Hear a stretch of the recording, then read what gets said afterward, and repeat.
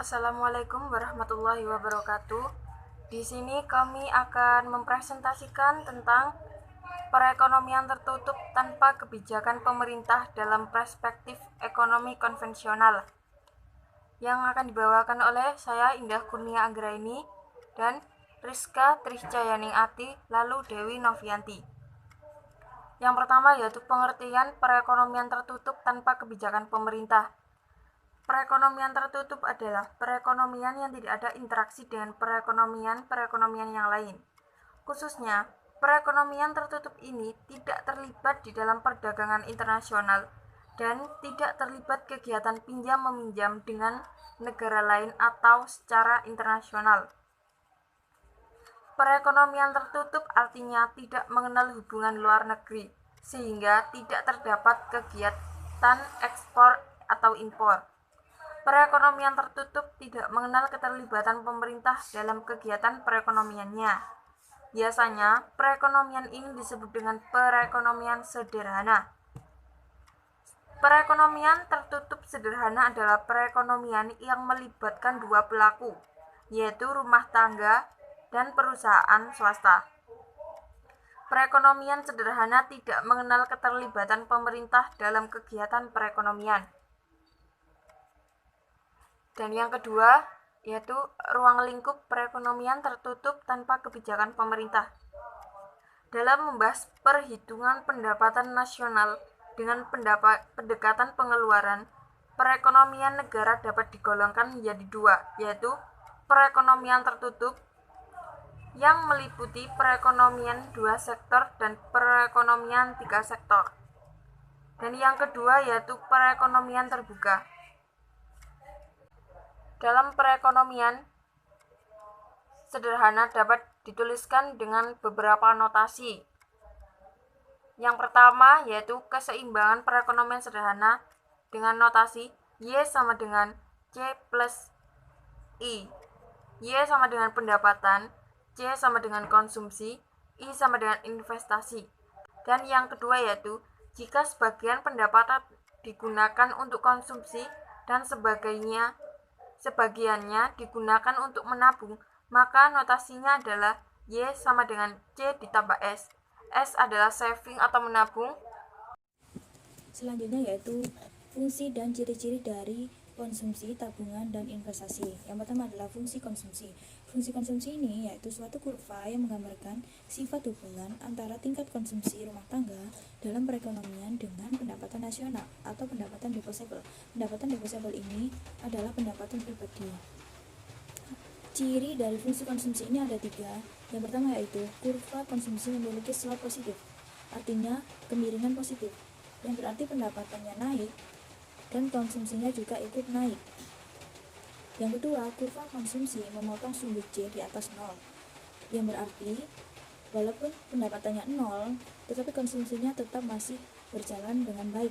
Contohnya seperti pengangguran atau anak-anak kecil yang belum berpendapatan dan orang tua yang sudah pensiun. Ciri yang ketiga yaitu konsumsi tidak dapat 0, artinya walaupun tidak memiliki pendapatan, tapi konsumsi ini harus tetap dilakukan. Nah, dengan ciri ini bisa dijalankan dengan meminjam atau menarik tabungan. Perhitungan dalam fungsi konsumsi ini mempunyai dua rumus. Yang pertama yaitu rumus APCN sama dengan CN per YN. APCN ini adalah pendapatan yang digunakan untuk konsumsi pada tingkat pendapatan sebesar N. Jadi pendapatannya itu lebih banyak digunakan untuk konsumsi daripada ditabung. CN berarti besarnya konsumsi pada pendapatan N sebesar N, dan YN pendapatan sebesar N. Contoh soal diketahui pada tingkat pendapatan nasional per tahunnya sebesar 100 miliar. Besarnya konsumsi sebesar 95 miliar per tahun. Dan perubahannya ini pendapatannya menjadi 120 miliar per tahun dan konsumsinya menjadi 100 miliar. Soalnya yaitu carilah fungsi konsumsinya.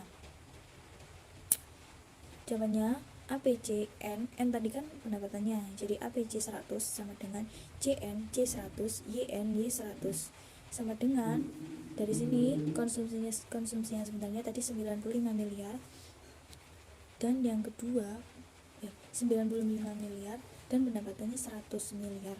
Jadi 95 ini dibagi 100 miliar. Hasilnya 0,9 miliar. 0,95. Untuk perubahannya yaitu pendapatan menjadi 120, berarti APC-nya 120 dan konsumsi awal tadi 120, pendapatannya 120. Dan konsumsi yang sebenarnya adalah 110 dari pendapatan 120 miliar. Lalu selanjutnya menghitung besarnya MPC. MPC ini adalah perbandingan antara perubahan pendapatan, yaitu MPC sama dengan C per Y. Jadi dikelompokkan konsumsi dengan konsumsi awal dan konsumsi yang sudah dirubah, lalu pendapatan awal dan pendapatan yang sudah berubah, yaitu konsumsi yang besar dikurangi dengan konsumsi yang lebih kecil. Berarti di sini konsumsi yang sudah berubah dikurangi dengan konsumsi awal, yaitu 110 dikurangi 95, dibagi yang tadi pendapatan kedua dikurangi pendapatan yang awal, yaitu 120 miliar dikurangi 100 miliar. Hasilnya 110 dikurangi 95 hasilnya 15, dan 120 dikurangi 100 hasilnya 20. Berarti 15 dibagi 20 ini menghasilkan 0,75. Lalu menggunakan rumus yang kedua, yaitu C sama dengan APCN dikurangi MPC dikali Y ditambah MPCY. APCN tadi kan pendapatan digunakan untuk konsumsi dan MPC adalah perbandingannya. Sudah diketahui tadi APCN-nya 0,95 dan MPC-nya 0,75 serta YN-nya tadi pendapatannya 100. Jawabannya konsumsi sama dengan APCN-nya tadi 0,95 dikurangi MPC-nya 0,75 dan dikali 100 lalu ditambah 0,75.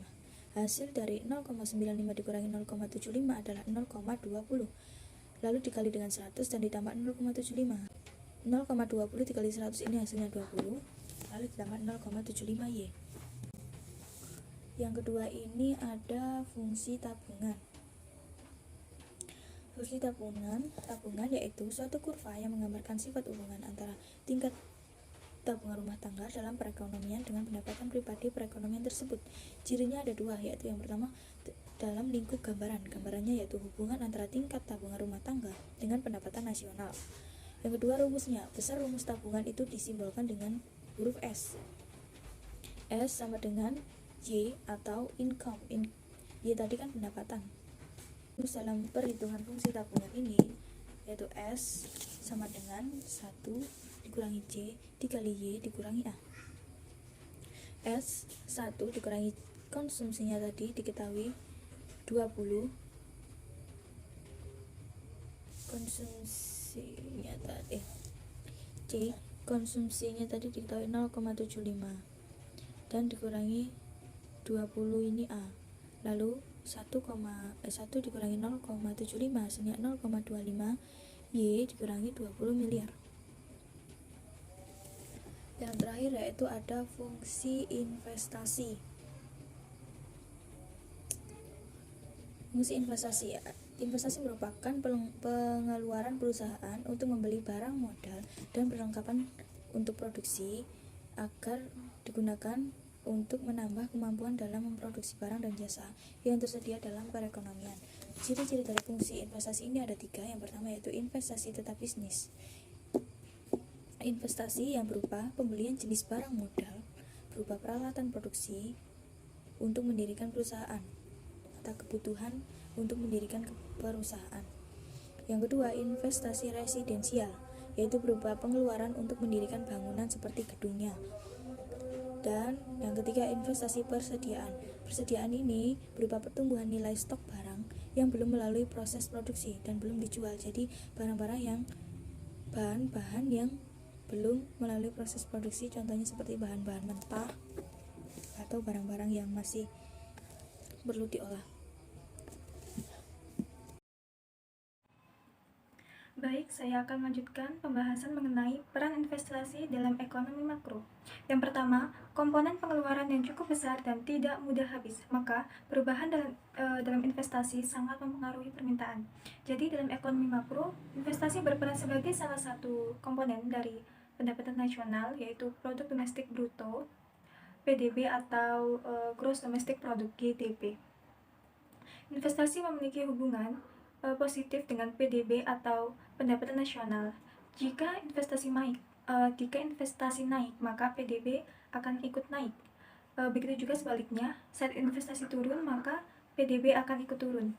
Yang kedua yaitu mendorong terjadinya akumulasi modal, penambahan stok bangunan dan peralatan lainnya akan meningkatkan output potensial bangsa dan merangsang pertumbuhan ekonomi jangka panjang. Jadi, untuk menumbuhkan suatu perekonomian dibutuhkan pembentukan modal sebagai tambahan stok modal. Pembentukan modal tersebut dipandang sebagai pengeluaran yang akan menambah kesanggupan suatu perekonomian untuk menghasilkan barang-barang maupun sebagai pengeluaran yang akan menambah permintaan efektif seluruh masyarakat. Hal tersebut menurut adanya investasi untuk menumbuhkan kemampuan memproduksi barang-barang dan jasa yang dibutuhkan dalam perekonomian sebagai engine of growth, yaitu oleh karena itu tingkat pertumbuhan ekonomi yang tinggi dan berkesinambungan pada umumnya didukung oleh peningkatan ekspor dan investasi. Pentingnya setiap perekonomian menyisihkan suatu proporsi tertentu dari pendapatan nasionalnya untuk mengganti barang-barang modal seperti gedung, material, peralatan yang rusak sebagai upaya untuk menumbuhkan perekonomian, sehingga diperlukan investasi-investasi baru sebagai stok penambah modal. Lalu pembahasan selanjutnya yaitu persamaan fungsi konsumsi dan fungsi tabungan. Fungsi konsumsi dan fungsi tabungan bisa digambarkan dalam bentuk kurva, juga dapat dinyatakan dalam bentuk aljabar, seperti yang saya sampaikan sekarang ini, yaitu C sama dengan A plus B YD. Itu fungsi konsumsi. Nah, bentuk yang lain untuk fungsi tabungan yaitu S sama dengan A plus min B YD. Di sini A adalah konsumsi rumah tangga saat pendapatan nasional 0, B adalah kecondongan konsumsi marginal, C adalah konsumsi, dan Y adalah pendapatan nasional. Terkadang fungsi konsumsi dan tabungan menunjukkan hubungan dengan pendapatan pribadi yaitu Y dan D. Jadi kesimpulannya yaitu sistem perekonomian yang ada di Indonesia sangatlah banyak, sehingga perlu diadakannya suatu kebijakan. Dalam hal ini perekonomian yang dimaksud adalah perekonomian tertutup, yang artinya perekonomian yang tidak berinteraksi dengan perekonomian lain atau tidak mengenal keterlibatan dengan pemerintah dalam kegiatan ekonominya. Nah, perekonomian ini biasanya disebut dengan perekonomian sederhana. Sekian dari kelompok kami. Bila ada salah kata maupun ada saran ataupun kritik, silahkan langsung disampaikan saja. Sekian, wassalamualaikum warahmatullahi wabarakatuh.